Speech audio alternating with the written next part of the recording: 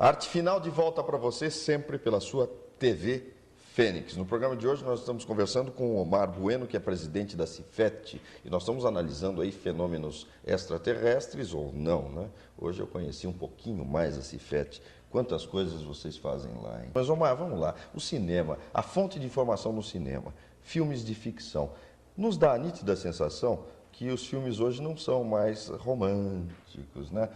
Eu acho que acontece assim. Parece que em todo filme de ficção a NASA tá por dentro, né? Eu lembro aquele Contatos Imediatos do Terceiro Grau, do Spielberg, né?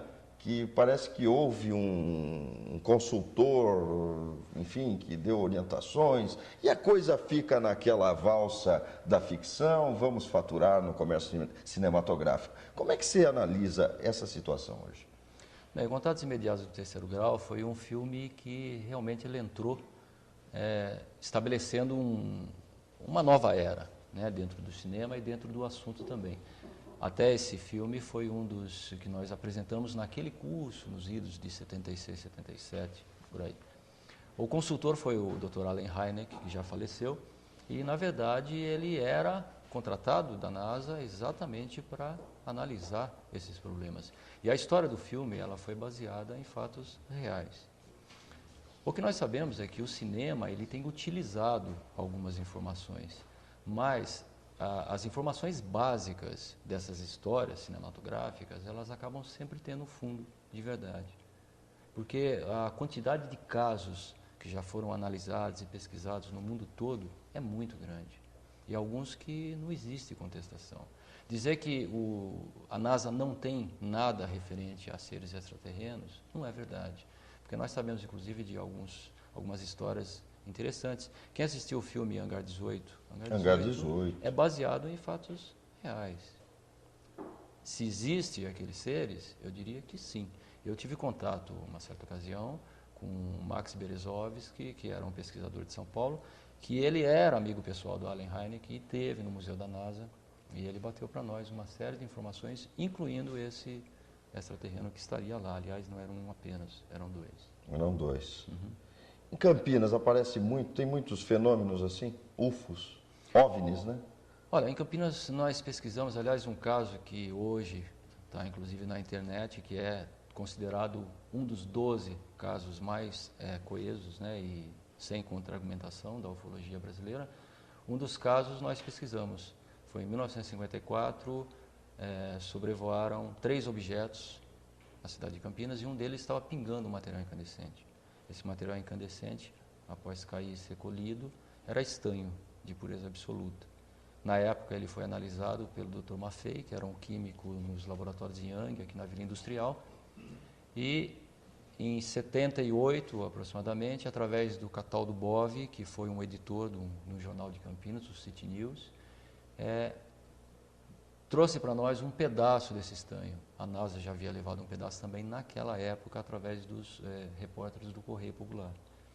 E nós fizemos uma análise nesse pedaço, uma reanálise, e constatamos realmente que o estanho, ele não só estava com a pureza absoluta realmente, mas ele estava em composição com o ferro em estado livre, né, que segundo esse químico que fez a análise para nós, ele disse que o ferro em estado livre só existe em meteoritos. E a composição estava bem próximo das placas de Flandres, e a gente sabe que as placas de Flandres, elas têm a fusão é bastante elevada, né, o grau de fusão. Inclusive foram usados nos projetos Apollo, né, para conseguir estabelecer a entrada dentro da nossa atmosfera sem que houvesse algum prejuízo maior. Perfeito. Mas em 54, recentemente... 54. Recentemente nós tivemos um caso em Sumaré, aqui na região, recentemente que eu digo foi em 1979. O objeto voador foi fotografado por um garoto, 17, 18 anos, e essa foto e também o negativo, ele fez parte de um trabalho de análise nosso e deve sair daqui a algum tempo como capa de um livro de um autor de São Paulo. E ainda esses dias, hoje, né, eu estava trabalhando num outro objeto voador que foi fotografado acidentalmente em Santos. A pessoa que fotografou, um amigo, ele foi aleatoriamente, estava fazendo foto do pai, mãe, irmã, aquelas fotos de família, né? E quando revelou o filme, ampliou a fotografia, numa das fotos existia um objeto. E ele achou inicialmente que fosse um ponto qualquer, uma sujeira do negativo. Então ele pediu que nós fizéssemos a análise e ainda hoje eu estava trabalhando no computador a respeito disso. Fizemos uma ampliação e realmente é um objeto voador. Foi fotografado, ele estava na Ilha Pochá, né, o pano de fundo, o cenário de fundo é a Praia José Menino. Existe uma pequena ilha, né, entre a Ilha Pochá e a praia, que é a ilha de Urubuxaba. Estava lá o... Como se o objeto tivesse saído. Interessante que, entre uma foto e outra, a primeira foto foi batida por ele, a irmã que estava com os pais. Não apareceu nada. A troca de modelo e fotógrafo aconteceu no prazo de 35 segundos a 40 segundos, aproximadamente. Quando ela fez a foto, o objeto aparece. Ele está a 45 graus aproximadamente, né, em direção ao céu, como se ele tivesse saído da ilha. Ele está ainda a uma altura de 30 metros aproximadamente. E pelo que eu consegui analisar, por enquanto, eu acredito que ele estava a uma velocidade aproximada de 350 km por hora, no intervalo de 70 a 80 metros. Uma BMW. Quer dizer, é a força de empuxo, né? Porque a gente analisou obturação, diafragma, enfim. Omar, mais um tacho para você. Você vai fritar o programa inteiro. O ET de Varginha está lá na Unicamp, guardadinho, na geladeira. O Dr. Badan colocou nas ossadas. Como é que está a coisa? Pois é, esse aí é um caso interessante. Eu estava fazendo psicologia na faculdade aqui, quando aconteceu esse fato, não é? E foi interessante que uma pessoa muito influente que estudava comigo, ela me perguntou, falou assim, escuta, você acha que o ET de Varginha teria interesse, né, para o nosso governo? Eu falei assim, bom, não só para o nosso governo, mas para qualquer governo, desde que realmente ele exista. Aí ela disse, e você acha que ele teria ido para onde, depois que esses caminhões do Exército apareceram lá? Eu disse, olha, do jeito que o Badan está famoso pelos trabalhos que ele tem feito, naquela época ele já estava, né? Eu disse, se veio para cá, está na Unicamp, nas mãos do Badan Palhares. Não sei se esse foi o boato que faltava, né, para que isso se espalhasse. Eu sei que daí para frente surgiu uma febre em cima disso. Estava tudo na Unicamp. Todo mundo queria ir atrás do ET de Varginha que estava na Unicamp. Eu já estive na Unicamp recentemente, parece que tem uns ETs andando lá, principalmente lá no Bandejão, viu? Mas, enfim, a gente não sabe, né, Omar, o que pode acontecer. Me diz uma coisa. Não, eu exagerei, eu gosto do pessoal todo lá. Tenho muito respeito pela Unicamp e pelo trabalho do Dr. Badan. Ele não está numa fase muito boa, mas, enfim, coisas da mídia, coisas da política, e a coisa vai caminhando. Com relação a esses contatos imediatos, né? Há muita... Eu me lembro com o Orlando Vilas Boas, o Oswaldo Vilas Boas, os irmãos Vilas Boas, contavam que acho que foi o Orlando, né? Foi o Orlando. O Orlando foi capturado na selva por uma nave, pelo menos é o que ele conta para o irmão, contava para os irmãos.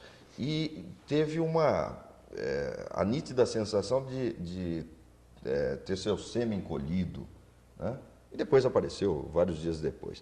Essa história, quando foi me dita, acho que foi em 70 e... Eu não era nem nascido quando ele me contou isso. Acho que foi em 78, por aí, um pouco antes, essa fase. E disse o seguinte, olha, nós não sabemos se é verdade porque o Orlando tem ataque de malária constante, então ele pode ter tido uma crise na selva, apareceu uma semana depois, mas ele jurava de pé junto que tinha sido sugado para uma nave. Esse caso, eu não sei se você tem o relato, mas há casos assim, pessoas que vêm e contam essas histórias para você? Assim. Esse caso, inclusive, ele se tornou famoso, né, dentro da história da ufologia.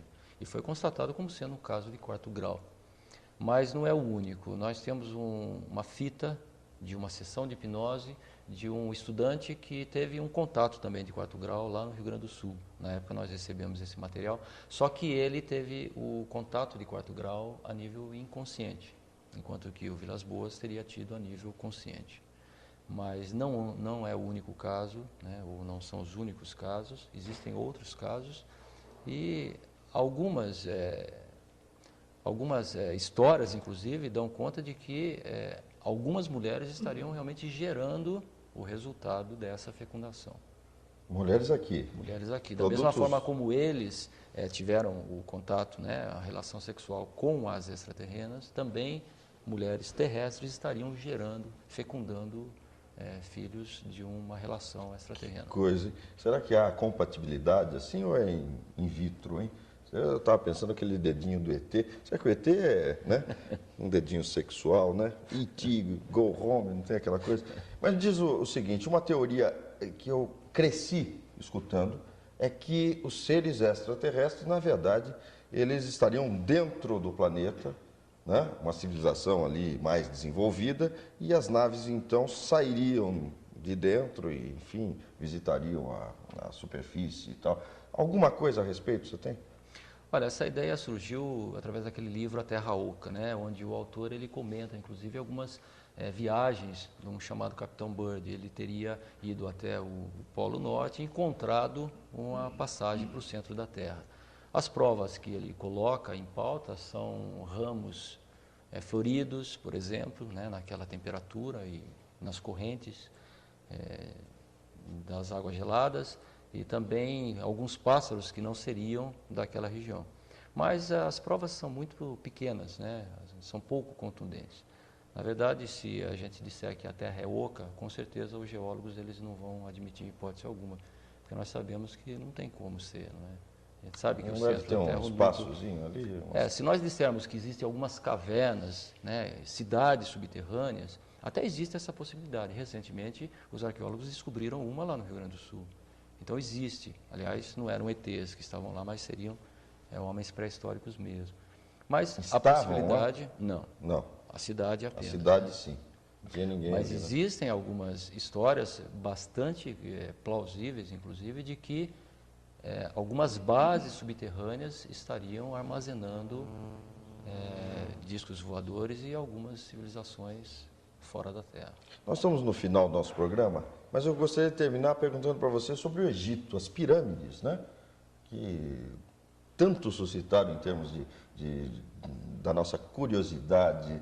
Quem teria construído as pirâmides? Aquelas pedras vieram da onde? Pesadíssimas, blocos enormes, como é que iam cortar na antiguidade? Enfim, tem tanta coisa para falar de pirâmides, né? Qual é o seu ponto de vista?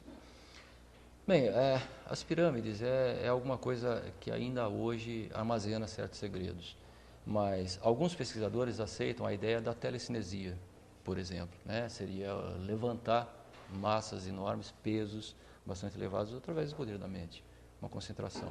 Outros atribuiriam que as pedras teriam sido trazidas através do Nilo flutuando. Elas teriam sido embebidas com um material, né, com uma densidade bem diferente da água, que faria com que elas viessem flutuando e depois, através de rampas, elas teriam sido Porque diz que o corte é perfeito também, né? O encaixe de pedras ali. Principalmente se a gente sair do Egito e for para a planície de Nazca, para Tiahuanaco, falar dos Incas, por exemplo, os cortes são perfeitos. Então, fica a pergunta, eles teriam aprendido com quem? Porque naquela época eles não tinham tecnologia para isso. Alguém teria de ensinar. Então essa é a questão que fica no ar e que é exatamente atrás do que nós estamos, né? Estamos buscando quem são eles, de onde eles vêm, o que eles querem. Exato, o que eles querem? Será que vem imposto aí? Vai que tem uma turma aí que vai para o Banco Central, já pensou? Parentes do Chico Lopes, extraterrestre, nós estamos fritos. Né? Omar Bueno, presidente da Cifet, que coisa boa conversar com você, viu? Aqui eu tenho, deixa eu ver, existem diferenças entre ETs. Já estamos com o nosso tempo esgotado, Como é que nós estamos aí, Rafael? Então tenho mais um minutinho aí. Diferença física. Por quê? Uma vez me disseram o seguinte, esse ET que está aqui, o E.T. Go Home lá, do dedinho, muito bem, ele é baixinho assim, tudo bem. Mas tem um ET que é enorme, né?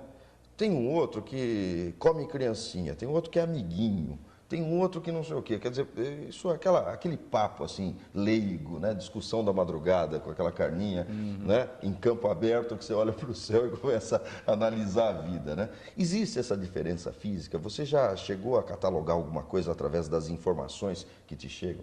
Sim, existem 4 categorias diferentes. Existe uma realmente que são bem semelhantes a nós, teriam a cabeça mais desenvolvida, né?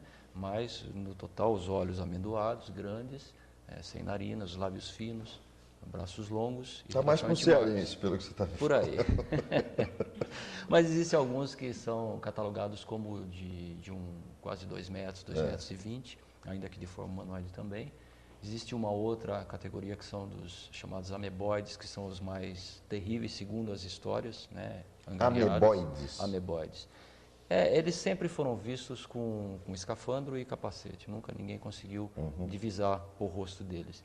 E eles são responsáveis pelos raptos, as situações mais embaraçosas, né, em relação aos seres humanos e animais.